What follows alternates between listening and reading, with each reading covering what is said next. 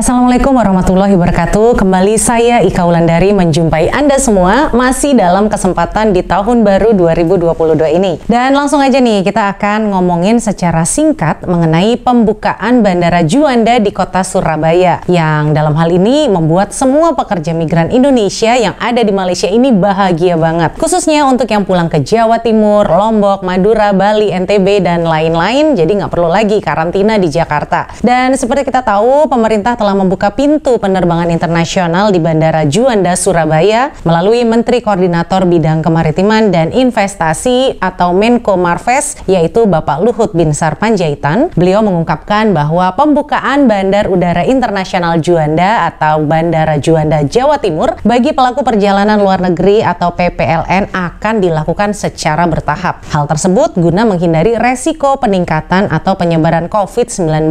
Jadi masalahnya COVID lagi nih. Dan menurut Bapak Luhut, secara umum kesiapan Bandara Juanda dan tempat karantina itu sudah baik. Tetapi ia meminta pembukaan bandara ini dilakukan secara bertahap, seperti misalnya setiap seminggu itu hanya ada 3 kali saja penerbangan. Nah, jadi kalau misalnya hanya ada 3 kali dalam seminggu, bukan tiap hari ya, akan ada pesawat dari Kuala Lumpur ke Surabaya. Jadi untuk yang pulang secara sendiri atau diurus kepulangannya secara sendiri harus sering-sering ngecek nih tiketnya ada di tanggal berapa dan berapa aja. Terus kalau bandaranya itu sudah resmi dibuka, sekarang kita lihat ya, ada nggak tiketnya nih yang dijual untuk tujuan Kuala Lumpur langsung ke Surabaya tanpa melalui Jakarta. Dan maskapai penerbangan yang memiliki tujuan penerbangan ke Surabaya itu ada AirAsia, kemudian juga ada Garuda Indonesia, ada Malindo. Nah sekarang kita lihat ya, tiketnya itu sudah dijual atau belum. Dan sekarang saya ngecek tiket penerbangan dari Kuala Lumpur ke Surabaya menggunakan AirAsia, itu penerbangan tanggal 10 Januari 2022. Di sini tiketnya dijual dengan harga Rp1.312, tapi tidak langsung ke Surabaya, harus transit dulu di Jakarta. Turun di Jakarta, Anda harus dikarantina dulu di Wisma Atlet, baru bisa melanjutkan penerbangan ke Surabaya. Kemudian saya ngecek juga nih melalui maskapai Garuda Indonesia, ini tanggalnya sama ya, tanggal 9 Januari 2022, di mana di sini harganya adalah sekitar 1.500-an,